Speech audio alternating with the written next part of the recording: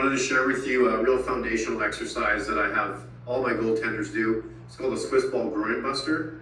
Groin buster is great because it works the adductors, works the groin. We're on our feet, so it's a great functional strengthener. It's also good because it creates a lot of stability through the hips and pelvis, and it also allows us to train to keep the proper shape through our pelvis, our lumbar spine, all the way up through the thoracic and cervical spine. We can even integrate some hands in there. So just a couple things before we start. Key thing here is correct size of the Swiss ball.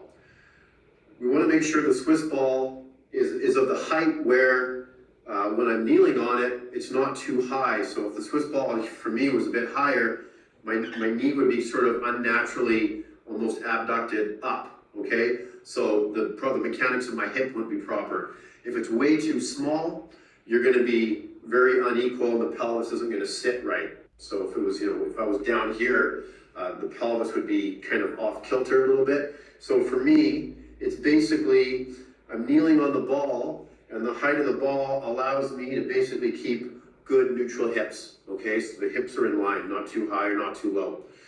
The other thing is where you line up on the ball. So I always sort of tell my guys, think of the ball as a square, and you want to line your knee up on the inside corner, okay? We don't want to start at the top of the middle of the square because you'll run over the side of it and you'll sort of run out of room and it'll alter the feel.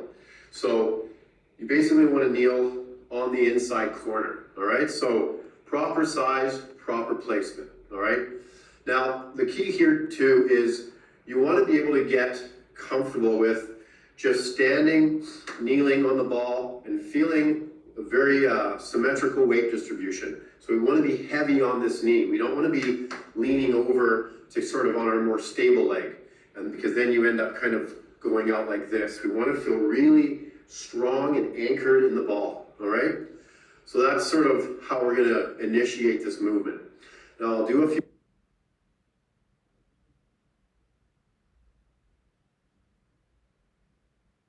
repetitions, and then I'll explain further, okay? So I'm gonna get into a good shape for my stance, right? Again, strong in this knee.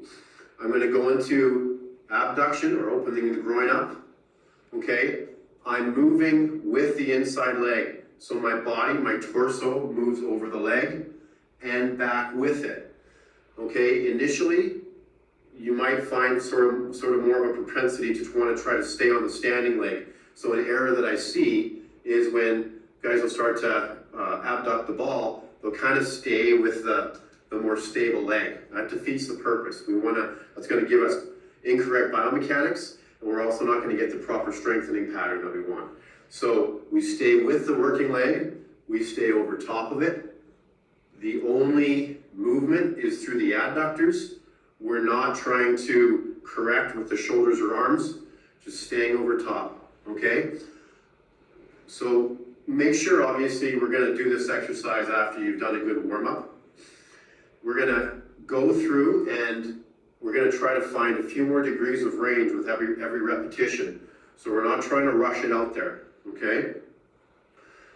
Now, when we get to the end range, it's very important because we're trying to create stability at end range, which is going to make us stronger and allow us to move through end range without what I call shutting off, okay? So we're gonna find an end range. Now I'm gonna stay loaded, and when I pull back, I wanna pull back with this leg, and the body doesn't sort of preempt the movement. So I pull back with the knee, the upper body just travels over top. I get out there, I initiate the movement with the adductors, I pull back, and the body moves over top, as opposed to getting out, leaning off of that and pulling in with the knee, all right? We don't want to build that fault into our movement. The other thing is, I'm going to turn to the side here. We want to make sure that you look at the hips, that as I extend out, I want to keep a neutral pelvis. So in other words, as I extend out, I want to keep my hips underneath me like this, as opposed to coming out like this. We don't want the hips we want to create anterior pelvic tilt, but we don't want the hips to kick out, okay? What that ends up doing is it ends up actually creating more tension through the origin point of the adductor, all right? So we want to, and then the other thing it does is, by keeping a neutral pelvis, it'll keep a nice sort of C shape to our spine, right? So we stay over top, we have a nice C shape to the spine, the slight posterior pelvic tilt in the pelvis actually helps to keep the abdominal wall fired, all right?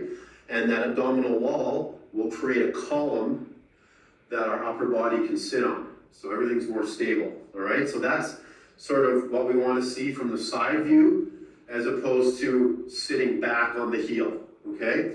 That's very, very important. So now, as you go through your sets, and I would say to use about a 10 to 12 rep range for each leg here. So as we move, and as you feel strong through it, and the other thing that I want to mention too is as you recover, we're not just pulling this knee back to this knee, we're also pulling this knee in, so both knees come together, okay? So we want to be here, a little bit of internal rotation. You see how this knee doesn't migrate out, okay? So strengthen through that pattern. Make sure you find good, adequate range that you can stay on at the end point. And then we can start to sort of load it a little bit more by integrating the arms. So, you know, obviously I'm on blocker side here for most people. As I extend out, I can extend the blocker out and pull it back in. I keep my head down like I would on a puck. Down, see it, and extend, and bring the hand in. Backside hand, very important. We don't want to see the backside hand coming away. We want the backside hand to come with us. Extend, pull in, extend, and pull in, okay? You can even place a couple pucks on the ground so you can actually get your head on the puck before the movement. So you see it and move on to it, okay? So that should give you enough information to get a real good start on this. You know, it's something that I think you could integrate twice a week for sure.